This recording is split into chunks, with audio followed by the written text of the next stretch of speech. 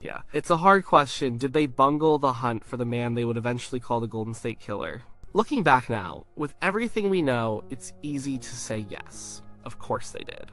The man was a cop. He was in their midst. He was active for over a decade across the entire state of California, and they never got close. For 40 years, he was a ghost, a phantom who terrorized communities, destroyed lives, and then simply vanished.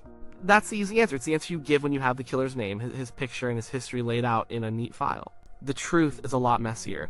The story of the hunt for the original Night Stalker isn't just a story of failure. It's a story of its time. It's a story about the limits of technology, the friction between people, and the sheer, terrifying cleverness of one very evil man. To understand if they bungled it, you have to go back to the beginning. You have to put yourself in their shoes, in a world without DNA databases, without cell phones, without the internet. It started quietly, as these things often do.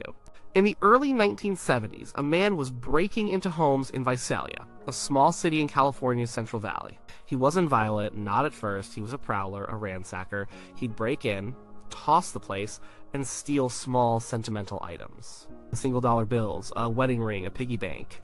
It was strange, it was invasive, but it wasn't rape or murder. The local police called him the Visalia Ransacker.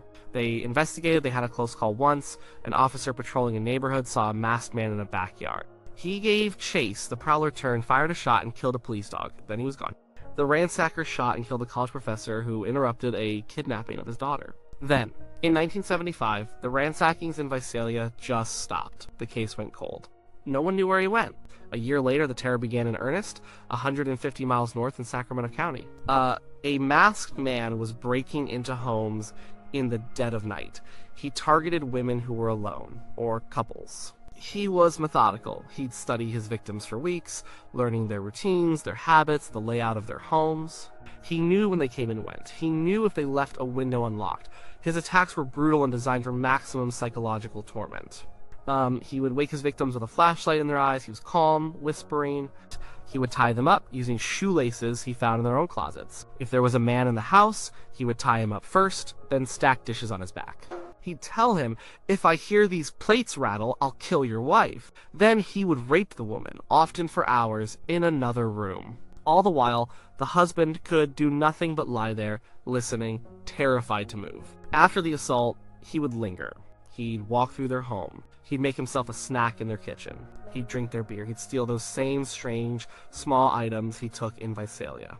A piece of costume jewelry, a single earring, a driver's license, trophies. He wanted to leave a piece of himself behind in their minds, a permanent scar.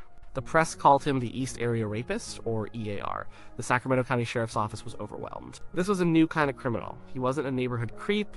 He was a predator who seemed to strike at random across a vast suburban landscape. They formed a task force. Detectives worked around the clock. They collected thousands of tips. They had shoe prints, they had semen samples, but in the 1970s that only gave you a blood type. His was type A, one of the most common blood types on the planet. It was almost useless. Here is the first real failure, a failure of connection. No one in Sacramento thought to call the police down in Visalia. Why would they? One was a ransacker who disappeared. The other was a serial rapist. The MO had similarities. The prowling, the specific way he entered homes, the strange thefts, but the crimes were different in scale. There was no national database for this kind of thing. There was no easy way to share information. A detective in one county might hear a rumor about a case in another, but that was it. The files stayed in their own filing cabinets, so the link between the Visalia Ransacker and the East Area Rapist wasn't made for years. They were hunting two phantoms, not realizing it was the same man. The East Area Rapist was smart. He knew police procedure, he'd leave false clues, he would prowl on rainy nights to wash away his tracks. He'd travel on foot, using the green belts and creek beds that snake through Sacramento suburbs, allowing him to move like a ghost. He talked to the police, he called his victims after the attacks whispering threats. "Gonna kill you," he'd breathe into the phone. The calls were terrifying, but they were too short to trace with the technology of the day. Despite their limitations, the detectives in Sacramento tried everything.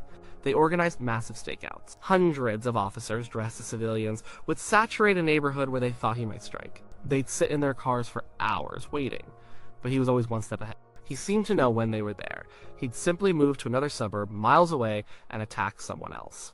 The community was in a panic. People bought guns, they bought dogs, they nailed their windows shut. Sales of locks and alarms skyrocketed. No one felt safe in their own home, and this is where we have to look at the investigation not as a single bungled effort, but as a series of desperate attempts against an enemy they couldn't understand. The lead detective, a man named Richard Shelby, became obsessed. He worked the case until it nearly broke him. He and his team chased down every lead, no matter how small. They had composite sketches, but they were all different. He wore a ski mask. Victims saw him in the dark in moments of extreme terror. Their descriptions were unreliable. Was he tall, short, thin, heavy? They didn't know. Then, in 1979, the rapes in Northern California stopped. Just like the ransackings in Visalia, he just disappeared. For a while, people breathed a sigh of relief. Maybe he was dead. Maybe he was in jail for something else. But he wasn't. He had just moved south. The attacks started again in Southern California. But they were different now. They were worse. He was no longer just a rapist. He was a killer. The press in Southern California didn't know about the East Area Rapist. They gave him a new name, the original Night Stalker. He used the same methods. Prowling neighborhoods, studying victims, breaking in at night, tying up the man, raping the woman. But now it ended in murder. He bludgeoned his victims to death. A doctor and his wife in Goleta. A lawyer and his wife in Ventura. A young couple in Irvine. The attacks were spread out from Santa Barbara down to Orange County. Here we see the second great failure of the investigation. And it's the same as the first one, communication. The jurisdictional boundaries were like walls. The Santa Barbara Sheriff's Department was working its murders. The Orange County Sheriff's Department was working its murders. They were treated as separate cases. The idea that a killer was commuting hundreds of miles up and down the state to commit his crimes was almost unthinkable. It didn't fit the pattern of how they thought killers operated. And this points to another problem: ego. Police departments can be territorial. They don't like to share information. They don't like to admit they can't solve their own case. Admitting your killer might be someone else's killer means admitting you need help. It means sharing resources and potentially sharing the credit. This rivalry, this simple human flaw, was a massive roadblock. While detectives in different counties were jealously guarding their own files, the killer was moving freely between their territories, exploiting the very lines they had drawn on their maps. It took a long time for a few dedicated investigators to see the pattern. Men like Larry Crompton in Contra Costa County, who had worked the EAR cases, started to hear about the murders in Southern California. The MO was too similar to be a coincidence. The use of ligatures, the targeting of couples, the ransacking. Slowly, painstakingly, they started to connect the dots. But it was a slow process done over phone calls and by mailing paper files back and forth. By the time they were certain it was the same man, the trail was getting cold. His last known murder was in 1986. And then, for the second time, he just stopped. So, let's pause and take stock. Was it bungled so far? Yes, in many ways. The failure to connect the Visalia, Sacramento, and Southern California crime sprees in real time was a colossal miss. It allowed him to operate for years without the full weight of law enforcement understanding the scope of his crimes. The jurisdictional infighting was a self-inflicted wound that cost them time and opportunities. But were they incompetent? No. They were working in the dark. Think about the tools they didn't have. They had no centralized, computerized fingerprint database like APHIS. A fingerprint lifted in Sacramento couldn't be instantly checked against a database in Orange County. It had to be done by hand, a slow and inefficient process. They had no DNA testing as we know it. All they had was blood type. And most importantly, they had no way to process the sheer volume of information. Thousands of tips, witness statements, and reports sat in cardboard boxes. There was no way to search for keywords or cross-reference names across different jurisdictions. A human being had to physically read every single file. A name that appeared in a Visalia report and a Sacramento report could easily be missed. The psychological profiling of the era was also in its infancy. The FBI's behavioral science unit was new. The profiles they developed for the East Area Rapist were often wrong. They believed he was likely a young man, a loner, probably unemployed, or in a menial job. They thought he was socially inept, unable to form relationships. This profile sent investigators down countless wrong paths. They were looking for a creepy outcast, living in his mother's basement. They weren't looking for a man with a wife, a family, a job. A man who could blend in. And this brings us to the most painful part of the story. The part that feels less like a product of its time and more like a true, unforgivable blunder. The killer was a police officer. His name was Joseph James D'Angelo, and he was a cop in 2 of the exact locations where the crimes were happening, at the exact time they were happening. He was an officer with the Exeter Police Department from 1973 to 1976. Exeter is right next to Visalia, where the Ransacker was active. Then, from 1976 to 1979, he was an officer in Auburn, a city just outside Sacramento. This period covers the absolute peak of the East Area Rapists' reign of terror. Think about that. The man they were hunting was one of them. He knew their method. He knew how they thought. He likely listened to the police radio, heard the dispatches, knew where the patrols were. He understood their tactics for stakeouts because he had probably been on them himself. This gave him an almost supernatural ability to evade capture. He wasn't just a step ahead, he was reading their playbook. Why didn't they ever suspect him? He was fired from the Auburn police force in 1979. And the reason he was fired is sickeningly ironic. He was caught shoplifting. What did he steal? A can of dog repellent and a hammer. A hammer. The kind of tool a prowler might use to break a window. The kind of weapon a killer might use. Dog repellent for dealing with the barking dogs that were the #1 suburban alarm system of the 1970s. Or it's all right there. A cop in the right place at the right time fired for stealing the tools of his secret trade. His name should have been on a list. It should have been a giant flashing red light. But it wasn't. Maybe his personnel file was buried. Maybe no one in the EAR task force thought to pull the records of every disgraced cop in the region. It was a massive failure of imagination. Cops look for criminals. They don't tend to look for the criminal in the mirror or in the locker next to them.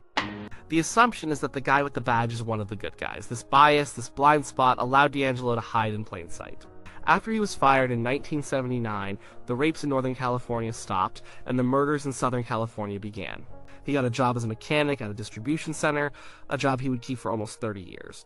He was a husband, a father, a neighbor who was known for being an odd, angry man who meticulously cared for his lawn.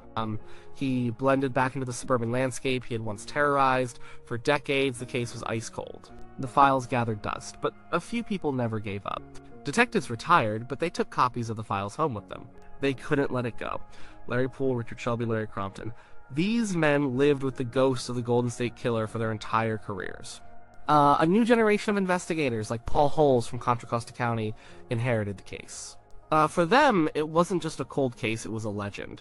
A puzzle that had to be solved. And this is where the story shifts from failure to dogged persistence. In the late 1990s, DNA technology had advanced. Investigators were now able to develop a full genetic profile from the old semen samples that had been carefully preserved for decades. This was a breakthrough. Paul Holes and his colleagues worked to get samples from the different crime scenes, both in Northern and Southern California. They sent them to the lab. The results came back. The DNA was a match. The East Area Rapist and the original Night Stalker were, officially and scientifically, the same man. This was huge. It confirmed what some investigators had long suspected. They now had the killer's unique genetic fingerprint. The writer Michelle McNamara, who became obsessed with the case, gave him a new, unifying name that stuck the Golden State Killer. They ran his DNA profile through CODIS, the National Database of Criminals' DNA. They waited for a hit. Nothing.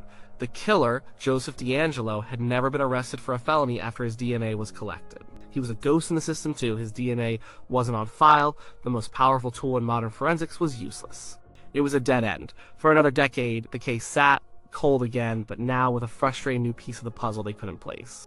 They had his DNA, but they didn't have his name. The final chapter of the hunt wasn't about traditional police work. It was about something new. Paul Holes, on the verge of retirement, learned about a new technique called genetic genealogy. It was being used by adoptees to find their birth parents. You could upload your DNA profile to public genealogy websites like GEDmatch, and the site would tell you who you were related to, even distant cousins. Holes and a team of investigators had a wild idea. What if they uploaded the killer's DNA? They couldn't upload the actual evidence profile. That was illegal. But they could create a new profile from it, one that was compatible with the public websites. If they uploaded it and they got a hit, not to the killer, but to a distant relative, a great-great-great-grandparent, shared with a handful of other people on the site.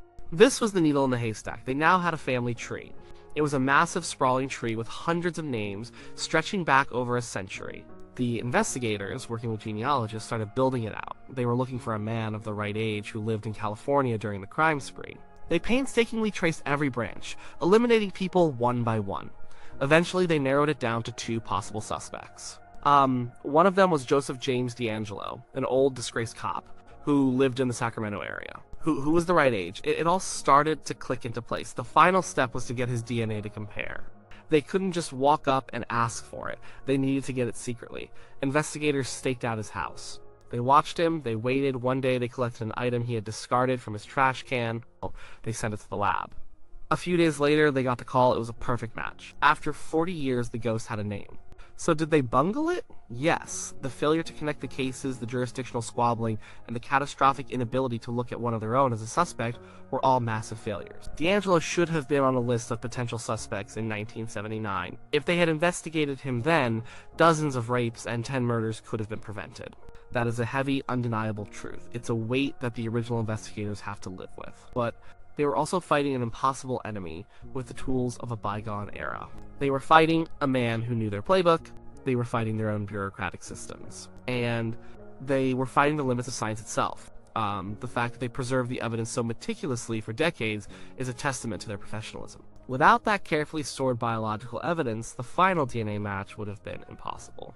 The story of the hunt for the Golden State Killer is a paradox. It's a story of systemic failure and incredible individual dedication. It shows how ego and bureaucracy can cripple an investigation, but it also shows how the refusal of a few people to ever give up can, in the end, lead to justice. They bungled it, yes, but they also laid the groundwork for someone else, decades later, to finally get it right. The final answer is that they failed, and they failed badly, but the story is more complicated than that. It's a human story, and like most human stories, it's not simple, it's not clean, it's just a long, messy, and ultimately tragic road to the truth.